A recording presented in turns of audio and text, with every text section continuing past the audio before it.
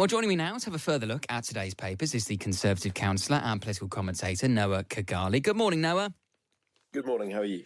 Very well, thank you. Let's begin with a story on the front of the Times. Bonus ban for water bosses who break rules. Obviously, this ties in with the first anniversary of the Times Clean It Up campaign, and in a pretty big victory for the campaign, the Environment Secretary, Steve Barclay, has committed to not fine the bosses of water companies, well, sort of fine, ban bonuses for the bosses of water companies who commit criminal acts of pollution. What do you make of this? Yeah, so look, last year alone, there was about £2.5 million handed out in bonuses to the bosses of water companies. To the public, that seems like something that obviously should never have been happening. This is possibly the most uncontroversial, easy PR win that both the governments and realistically water companies, if they were doing this voluntarily anyway, which I think the boss of Thames Water did last year, could possibly achieve. It just seems to make sense. If your company is committing criminal acts, then obviously the bosses of that company shouldn't be receiving bonuses. It kind of defeats the entire point. Do you think the water companies themselves have woken up to this, though? Because, I mean, as you say, several water bosses did voluntarily waive their bonuses last year, but 5 others didn't, including, I think it's Anglian Water's Peter Simpson, and he received more than £300,000 in bonuses last year, even though his company's environmental performance was rated at 2 stars out of 4. Do you think the water industry is starting to get this? Look, the water industry has been aware that the public aren't huge fans of them for a while. It's not news to them. They don't live in some bubble. But I think the reality is that pressure is starting to grow from both the public and government to really get a move on.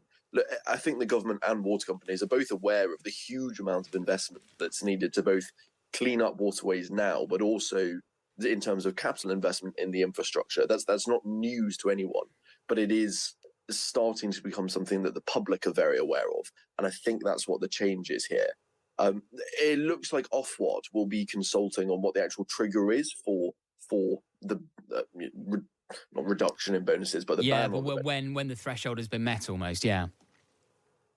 And that will be important. If it's only the highest threshold of pollution, then it might not actually be that significant. But as a sign, as a demonstration of intent, it is hugely important for the government and for water companies to buy into.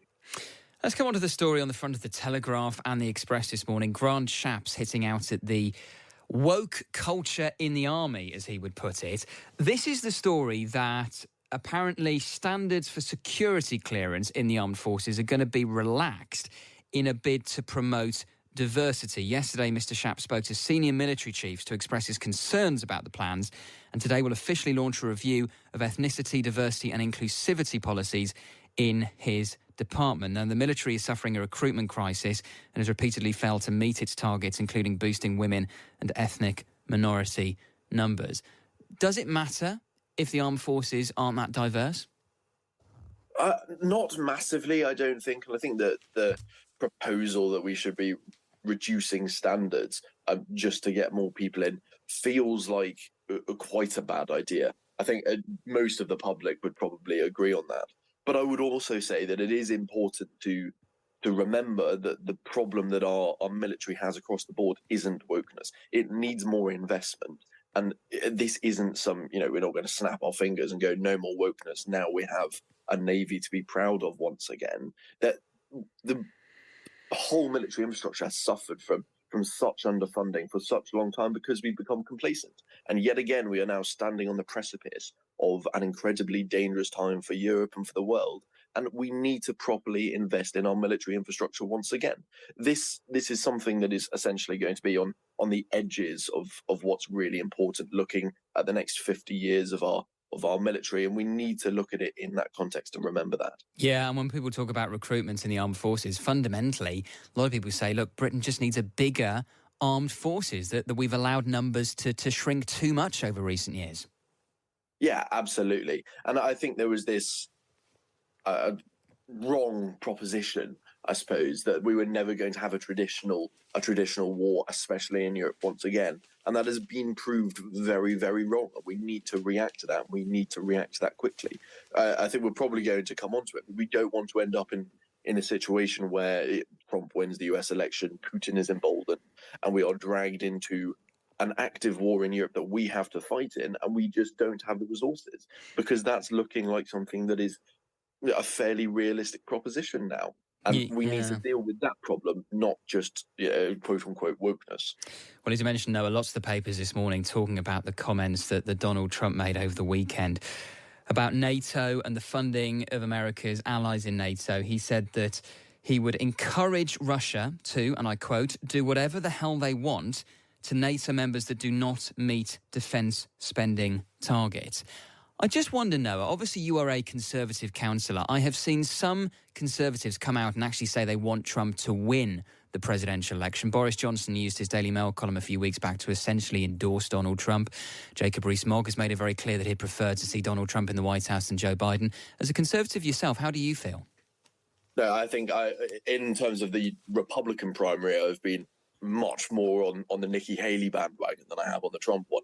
It's fairly obvious, I think, to most people outside of the US that this presidential election is just going to be awful. You have Biden essentially tripping forward into this election period, and then Trump seemingly just making up random quotes from world leaders. Because I don't know whether you've seen it, but the actual quote itself of I spoke to a leader of a big country. He asked would I defend him, and I essentially said no.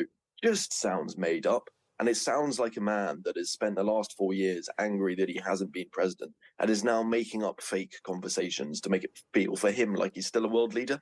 And that's incredibly dangerous if he does become one again. But this whole US election is just seeming like it will be just this awful fight between two people who really shouldn't be president.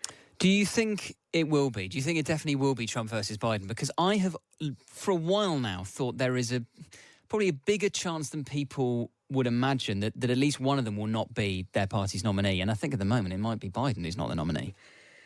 I just don't know who comes in instead, because Kamala Harris has struggled for the last 4 years, essentially since she became the VP nomination with pretty dismal, public approval numbers, and she would be a terrible candidate as president. So which other direction do you go in? You either have Kamala Harris, who will almost definitely lose to Trump, or you have Biden, who actually might not. It will probably be fairly even. I think realistically, Trump will probably win over either of them, unfortunately, in my mind. But where else do you go? The Democrats have pinned themselves in this hole where there is no realistic successor because they put all of that weight on Harris, and it turned out the public didn't like her at all.